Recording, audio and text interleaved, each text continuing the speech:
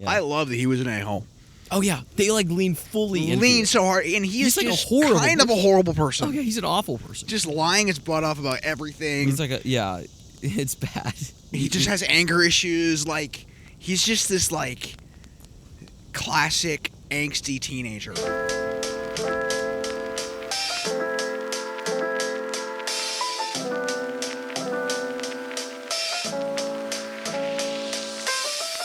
Welcome back to Stole My Line, a Fireside film podcast, the only outdoor movie podcast. True. I'm Grant. I'm Drew. We were talking about Tony today, Yep. which I actually got really excited for this movie, like this week leading up to it. I was pretty excited too. I think didn't you say this was on your like top 5 most anticipated movies of the rest of the year? I think you did. I don't think I did. Did you not? Go watch that video and find out if you did. See who's right. But I was actually pretty excited for Tony. Yeah, maybe I did. I don't think I did. I don't remember. I'm going to go look back at that video. We'll fact check this in a minute, but we're bearing the lead here. Tony's a really good movie. It is very good. What did you think about Tony? Spoiler-free thoughts. We'll give our rating, and then we'll go into spoilers for Tony. If you've seen it, we'll talk about it. If you haven't seen it, that's okay. Stick around. Look, I knew nothing about Anthony Bourdain. I also knew nothing besides his name. Except, like, I knew his name, and I knew he was a chef or what. he was famous. Yes, famous chef. That was the extent of my knowledge. I thought, and I think he is kind of, I thought he was like the travel guy who traveled and had a show. Maybe he does. Is that Stanley Tucci? No. I think There's another famous... I think Stanley Tucci... Maybe he does. I think he also... Well, anyway, I know nothing about the culinary world, so I'm going to Does stop Stanley talking. Tucci cook? I just think he had his show. Maybe Wow. he did. This might be the worst review of Tony you've ever watched. Talking about Stanley Tucci. No, I'm kidding. Anyways, I didn't know who this guy was. I knew his name. That's about it. Yes. But Same boat. then the trailer came out, and I was like, this looks sick. Yes. I'm invested. I just watched The Bear. I want to be a chef. I like cooking. Here I am in my theater seat last night. Do you actually want to be a chef? It's growing on me. I don't, like, not professionally. Okay, but Like, as a hobby, yeah, okay, that's. I'm like, I'm totally for that. you want to know? I went home last night, and I made eggs for dinner, right? Not very chef. But then I put pico de gallo on the eggs. Wow, And I plated my They food. should have cast you. And I was like, dang, I am really hands. good. I need hands. Hands, I need hands. No, that's great. Smoking a cigarette in the back, eating my pico de gallo eggs. You start having really tense relationships with your family. Yeah. I'm kidding. All Go that's watch to a review say, of The Bear if you're into food, shows, and drama, all that. I think I want to be a chef as a hobby, just Okay. for fun. Yeah. Get into it. It's valid. But this movie furthered that inspiration. I would completely agree. Yeah. I think, one, I was excited for this movie because I liked Dominic Sessa in The Holdovers, and obviously Antonio Banderas is Antonio Banderas. He crushes it here. But also, I heard the reviews for this movie were very glowing, and I'm like, well, this looks like something that would be up my alley. Lo and behold, this was up my alley, and I really enjoyed this movie. No spoilers, but I thought the character tension was great. That was great. I want to talk about spoilers because I think this movie made some really wise choices with its characters and who the character of Anthony Bourdain surrounds himself with. Bird just literally pooped. On Sorry. you? No, Oh. almost on me. Oh, On that wow, rock right there. Wow. So close. Anyway, That was so close. sorry for that side tangent. But I like the characters that surround Anthony Bourdain or Tony, as he's referred to throughout most of the movie. And I was concerned from just a 2026 moviegoer perspective. And I want to hear your thoughts on this too. Okay. But you hear the word biopic, or as you like to pronounce it, Biopic. which is not how it's The pronounced. correct way. Whatever. But I think of Michael or Bohemian Rhapsody, a lot of these music biopics that come out nowadays, and they're all kind of formulaic. This movie is a biopic, but this movie is low-key a lot more of a coming-of-age summer story Yeah, it is. than a biopic. And that's not really a spoiler, that's just a fact about the movie. So I think it's interesting, and to me, again, I was not in the writer's room. I don't know what happened, but to me, it looks like we took a slice of life, but really like a character arc of this guy's life. yes, And I mean, there's this quote at the beginning of the movie that basically says, "I was a horrible a-hole," and that's like a quote for Anthony Bourdain in his book. yes, And then they just kind of take that idea, and apparently it's like this story is kind of told in his book. They take this story and just have the arc go from I was an a-hole to where are we going to end up. And just from a writing perspective, I think that's a really wise way to approach characters in general. Yeah. And it just happens to be about a real person. 100%. And I think they don't take all of Anthony Bourdain's life and say, we're going to put this entire man into a hour and 49-minute movie. They say, no, we're going to take this one very pivotal moment of this man's life. Yeah. Because, like, I did a little bit of research on how accurate this movie is, and basically, yeah, the summer that he spent working at this restaurant was, like, a turning point in his life and why he became Anthony Bourdain. And so they took that really pivotal moment and made it into a super compelling movie. Sure. That has character growth. Yep. And, I mean, good writing and all this stuff. So it's a well-made movie, and it doesn't follow the biopic formula. It's not formulaic at all. Yeah, this movie's not formulaic at all. So, yeah. All that to say, if you haven't seen Anthony, nope. If you haven't seen Tony, I would recommend it. yeah, I would too. What do you think, really quick, of like the technical aspects of the movie? This was A24. Yeah. So there's a vibe around that kind of film. What do you think of the technical aspects of the movie? This feels very indie, which I like, honestly. Yes. I think some of the shots are gorgeous. There's one of this house. It's what's her name? Nancy's house. Mm-hmm. There's one sunset with the power lines. I'm like, oh my gosh, that's so dope. Yep. Some of these shots are awesome. Yeah. I think performances are great. I think on a technical level, this movie crushes. On a performance level, this movie crushes, and on a story level, this movie crushes. Yeah. So, like, it's hitting all the marks right now. I don't know if I have any complaints, actually. That might not be true, but We'll talk about it. Yeah. I mean, if we talk about any complaints, it will be with the story, but we'll dive into that. I think while this movie doesn't require a lot technically, it's not like we have a ton of stunts or like Godzilla stomping around and we need a big visual effects lift. This movie does really well with what it has to do. Yeah, I agree. Like, everything looks real, like they were on real sets, and you could reach out and touch everything, which for a story that has a lot of human interaction actually goes a long way.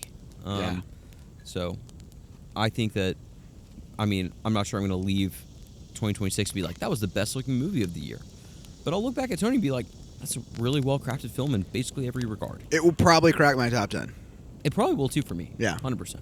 So, I don't know. I think we need to just get into our rating of this film, and then dive into spoilers. If you want to give our rating, this is still non-spoiler, then we will talk about spoilers. What is our rating system, Drew? All right, so we have Buy It on Blu-ray. Yes. Which is the highest Stole My Line tier. Yep. This is Own It Forever. It's kind of what you should do with the film, all these options. Then we have Go See It in a Theater. This is a good theatrical experience, worth your money, but not necessarily, yeah. And then streaming, pretty basic, your Netflixes. Then we have your free on streaming, your mom's Disney Plus, your Tubi. And then we have don't touch it, don't look at it, avoid at all costs, don't even buy it at a thrift store. Yes. So that's kind of how our rating system works. I'm going to say I'm in between two. I think I'm locked in at the one that I wanted to be at. 3, 2, 1, Blu-ray. Wow, yeah, okay. I think I could watch this movie probably 4 or 5 times in my agree, life and feel like I get value every single time I watch it. Is it the greatest movie of all time? No, but it's one of the best movies of 2026 I've seen. It will probably crack my top 10. There's some nuggets of truth in here that I think are great. Yes. There I can't wait to talk are. about it. I mean, again, I'm so excited. at the technical level, this movie is built very well. I've thought, I'm like, I want to show this person in my life this movie. I want to show this person in my life this movie. Yeah. So I think owning this movie is where I land. I think as somebody who really loves film and would love to one day make a film of some sort, Sure. I was sitting in the movie, and towards the end of the movie, I thought to myself, if I made this movie, I would be extremely proud of this 100%. movie. Yeah. Like, I would be so proud of the work that was done on this movie and the end result. So, that's my personal opinion. Yep. Is this a more artsy indie movie? For sure. Yeah. If you're really into more blockbusters, this might not be your vibe, but I still would highly recommend. I think anybody could have a good time with this movie. I agree. So, that's all my thoughts. Yep, I agree. Let's dive into spoilers. If you haven't seen Tony, we're about to spoil it. Yep. So please leave, and then come back after you've seen Tony. Hit that subscribe button while you're here. Thank you for being here. Leave a 5-star review also if you're listening on audio. That helps us continue to grow the channel. And we have a bunch of other stuff up on the channel that we'll talk about at the end of this episode. Yep. But spoilers, Drew, where do you want to start? I love There's an ant on me. Yeah. I love that he was an a-hole. Oh yeah, they like lean fully into Lean it. so hard, and he's like just a horrible kind of a horrible person. Oh yeah, he's an awful person. Just lying his butt off about everything. He's like it's bad. He just has anger issues. Like, he's just this like classic angsty teenager. And he's 19, and Right. so like not saying that all of his actions were permissible. Of course they were not, but everybody, or most people here probably know what it's like to be young and stupid Yeah. at a certain point of their lives, and this was Anthony Bourdain's young and stupid part of his life. Yeah. He was awful. He's so bad. But I like the way I loved his character arc. Thought it was so well done. Yes. I like that we spend 2/3 on the movie of him, or maybe like 1/3 of him just being a horrible person. No regrets, just friggin' lying his butt off for the kick of it. Yeah. But then as he gets closer to Antonio Banderas' character, he doesn't really have a name. It's just called the Chef. It's called Chef. He like starts to question, and then I mean the end is so awesome. The fact that he gives the donation to him. Yes. And I think, what's his name? Sal? Yeah, it is Sal. Is that Leo Woodall's character? Yeah. Yeah. He is super catalytic. I'm not sure that's a word, but sure. Like, both of his big actions are catalysts for Cody's character. Okay. Catalytic? Well, talk about big words with this movie. I might have made that up. I don't know. Well, that's a stole my line word. Catalytic, okay. No, I mean, there's a few notes I want to toss in here. With the ending specifically, a normal biopic, I feel like would show him like being really, really talented and really, really good. Yeah. Like, I feel like so many biopics are like, man, this person is special. Like, you watch the Michael movie, and he's like, man, he's so talented and so special. Which Michael Jackson he is, right. But that is like the entire character is like, man, this person is strangely talented. They have a God-given ability, which, again, is true. We never, ever see that at all from Tony, or Anthony, as he is referred to at the end of the film, as we know him as now. Like, he's fine at cooking. Like, he's a decent chef. They actually might be bad because he lit the whole kitchen on fire. Like, he has passion, and I think him gaining the passion is what matters so much more. And that's just part of his character arc. It's like he really finds something that he likes and is passionate about at the end of the movie, and that's an inspirational thing in and of itself, and I really appreciate that.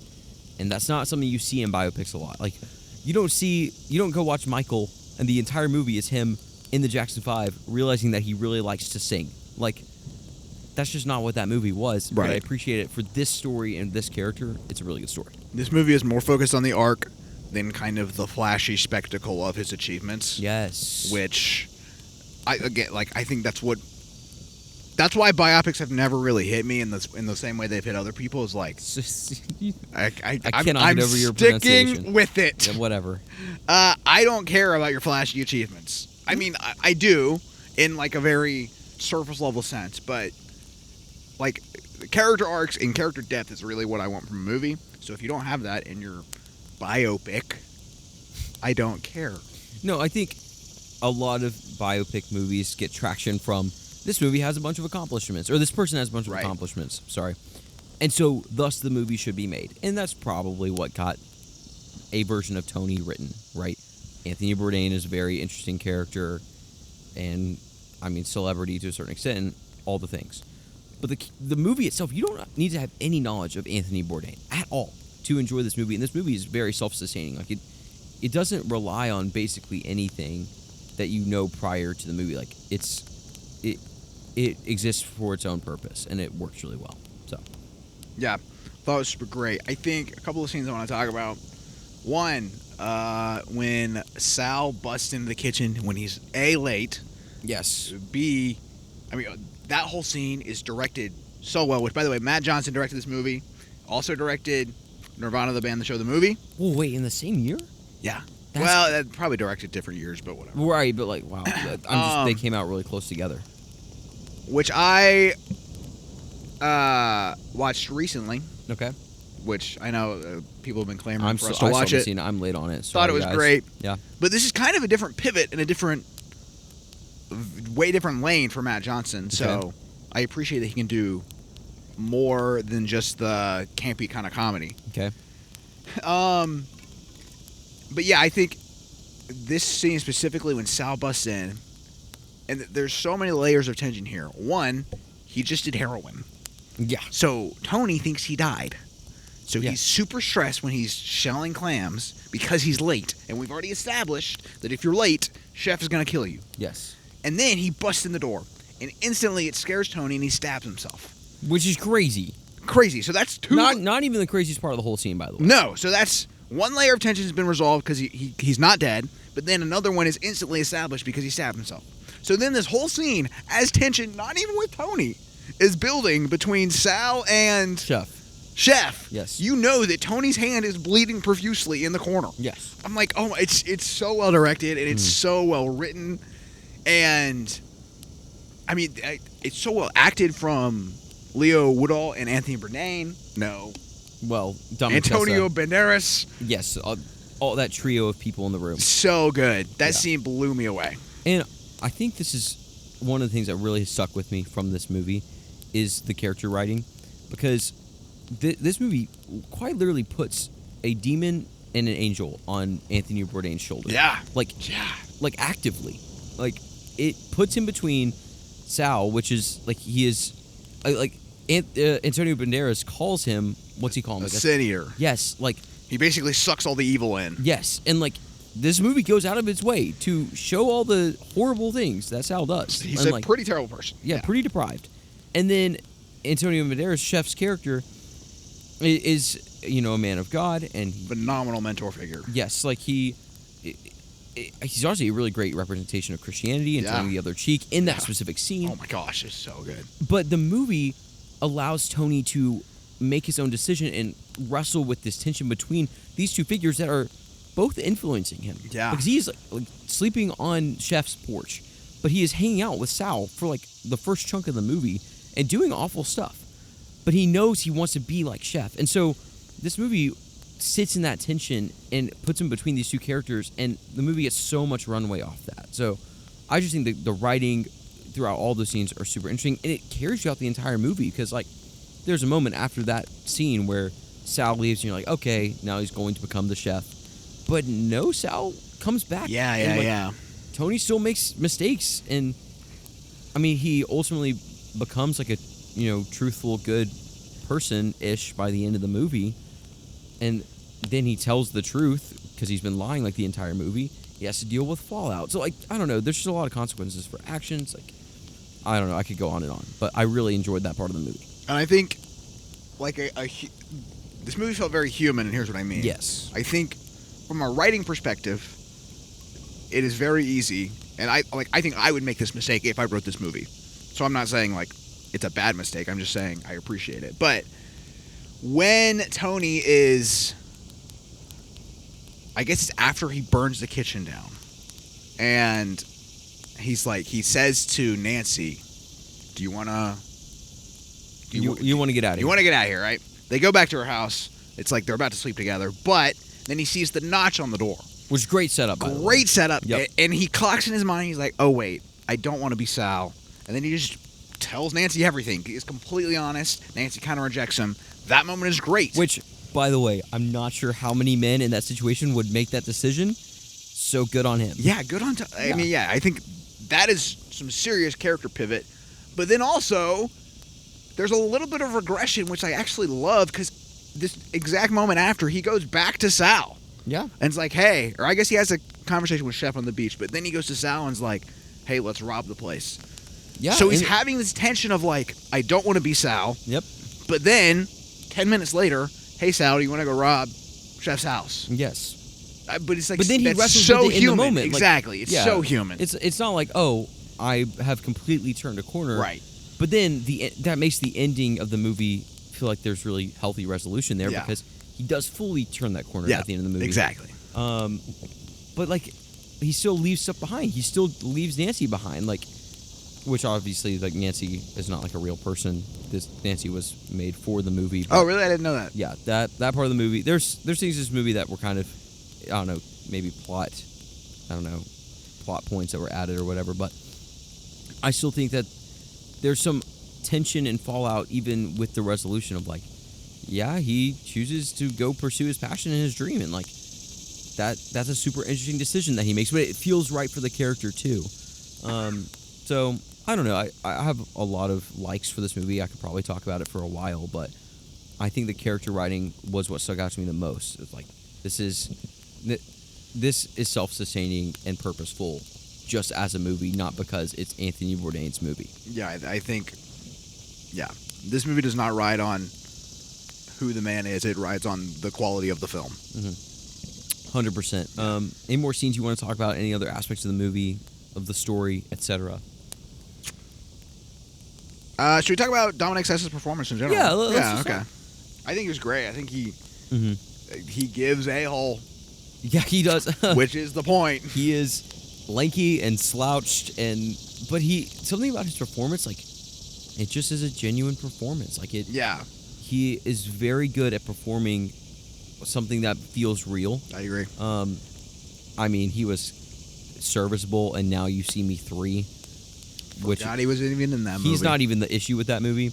But I felt the same about him in this movie as I did in The Holdovers, which is also a relatively similar film in a different way. You haven't seen it. Nope. You should watch it. It's very good. But I think in that movie and in this movie, he's so genuine and feels like a real person. Even though I've seen him now in 3 movies, he felt like Tony in this movie.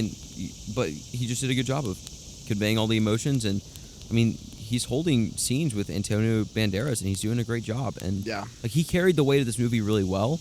And he is like, if Dominic Sessa doesn't work in this movie does not work, in my opinion. Yeah. So that's my thoughts.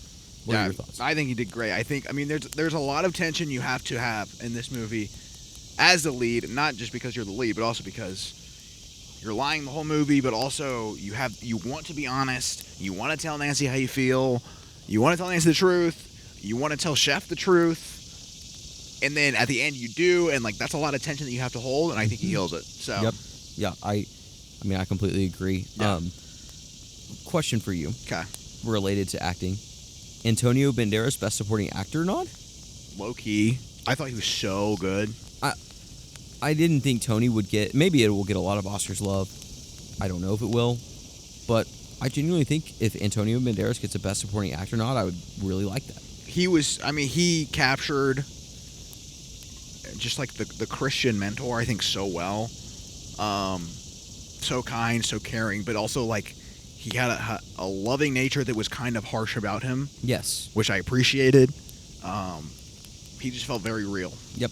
Completely agree. I mean, he's obviously a GOAT, one of the greatest to ever do it, so can't complain. I'm not going to lie. When I first heard his voice, I was like, that's Puss in Boots. Yeah, it's true. That's it. Yep. That is his voice. But when I first heard his voice, I was like, I want him to read me a bedtime story every single night. That would be incredible. I'd love to have him on the podcast. Oh, my gosh. Not sure he would ever come, but we'd love to have him. If you're watching this, Antonio.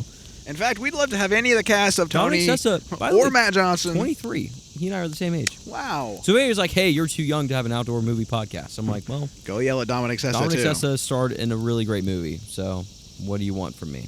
So I don't have a ton of other thoughts on Tony besides one other random fact. I had breakfast this morning. Yeah. And I watched this movie about 3 or 4 hours later. I sit down in the movie and my stomach growls. And I was like, oh, that's not good. And this movie is about food. Yeah. Relatively. Did it make you hungry? Some of the dishes that they made, that lobster dish they made, so I was good. like, my stomach literally made an audible noise in the theater. And I was like, that really sucks. But that food looks really hilarious. Good. So don't go to this movie on an empty stomach. Yeah, it's like watching The Bear, too. Yeah, The Bear, some of that food, so freaking good. But I digress. Anything else you want to add about Tony? It's very good. If you made it this far and haven't seen it, well, we spoiled everything, but it's good. Go watch it. Drew, you are at a party. Okay. It is a chill birthday party. Okay. And actually, there's some like pretty decent food at this party. Made by me, because I'm a chef. Made by you brought some really great food to this party. It's like a potluck kind of deal. Okay. But this movie's on the TV, and you don't know a lot of people. Okay. What are you doing? Are you going to like go eat with all these other people, bring your food over, or are you just going to take your really great food that you made and sit down and watch Tony? Look, here's something I've noticed, okay? And it is this. In general, this is going to piss some people off. I'm sure it will. In general, the worse a movie is, the better a party movie it is. No, that's kind of true, though. That's why this question is interesting. So, for this movie, like, this movie kind of requires you to lock in and pay attention to the character motivations. No, yeah. This is not a have a conversation with your friend for 30 minutes and then pop back in. This is not going to work. So Yeah, I'm and say, then Sal is late to the shift, and you're like, you I just did don't- heroin, I and you're like, exactly. oh my gosh, yeah. So I'm going to say no. This is a set date. I'm going to watch Tony tonight 'Kay. with my mom. Yes. But I'm going to make it to where we don't talk and she knows that and I know that and all the things. Okay, yeah. So I don't think it's a great party movie. That's a great take. I can't remember what movie we reviewed, but we had somebody comment recently. I don't remember who commented this, so sorry, I'm not giving you a name shout out. But they were like, "Oh, this movie's so bad it made him social at a party." I was like, "Yeah, some of those movies you're like, I'm not gonna watch that. I'm just gonna go talk to people." So, no, I agree. I think I would want to turn Tony off and turn on a different movie. So Like I could Now watch You See Tony. Me 3, better party movie. Better than Tony. I don't know if I would watch it at a party at all, but whatever. That is background noise that would be acceptable. Yeah. Okay. If someone turned on Tony as background noise, that is an insult No, to yeah, Tony. Tony should be foreground noise, Right. for sure. Yeah. Okay. Well, we're going to stop talking about Tony, but if you like Tony, we want to hear about it. Yeah, comment down below. Yeah, Drew, what do we have coming up soon on Stole My Line? We got a bunch of stuff in the pipeline, guys. Tomorrow we have Rivals of Amzai King. Matthew Matthew McConaughey. McConaughey. We're going to do a little autopsy. Yeah. I don't know. No, I'm throwing words out there today. autopsy, I think an audit is That's better. probably 'cause better. Autopsy means that Matthew McConaughey is dead. Oh, yeah, he's not dead. But we're doing an audit of Matthew McConaughey's filmography, not an Yep. autopsy, because he's still making movies. True. But we want to see how is he doing as an actor. So if you haven't seen Rivals of Amzai King yet, or if you're like, hey, I'm not watching that junk, don't worry. There's still an interesting discussion. Still interesting conversation. Lanterns? Lanterns is dropping Monday. Yep. Next week we got Spider-Man Hot Takes 3. So if you're worried about being late, Don't worry. You're not. You can still send in a send hot in take. your hot takes. Yeah, we have one more round of milking Spider-Man for all it's worth. But we'll do one more round of hot takes since that'll be fun. We also have a lot in the pipeline. We do. September 1st, we are dropping our most unique video ever. Ever? I don't know about that, actually. It's very different. We've never done anything like it before. Mm-hmm. We are super excited. There is also another massive announcement that we've been working on for like a month. Yes. Yeah. We have some really cool stuff in the pipeline. So, yeah. Something that might be a mainstay of Stole My Line for the foreseeable future. It's true. I'm excited. What could it be? We won't say. You just have to tune in. September we'll probably 1st. just drop it at a random time. September 1st, 1 a.m. Be there. At 12:37 a.m. 12:36. No. No. But I am very excited for the future. We have some marathons coming up as well. Yep. If you're into Avengers, Dune, Hunger Games, X-Men. X-Men, like we got some marathons around the corner. We're going to try to cover as much of that stuff as possible Yep. before new big releases that are coming out. And we have a bunch of indie films that are coming out as well. True. Social Reckoning, Fjord. I mean, there was a trailer for Wild Horse 9 that looked really good. Yeah. So, anyway, Digger's coming out. If you're into that stuff, we will cover that as well. Talk about way too early Oscars predictions, etc., etc. So, that's what's coming up with Stole My Line. Yep. You have anything else? Nope. Take a break And enjoy a film. for the third time. For the third That time. was the third time.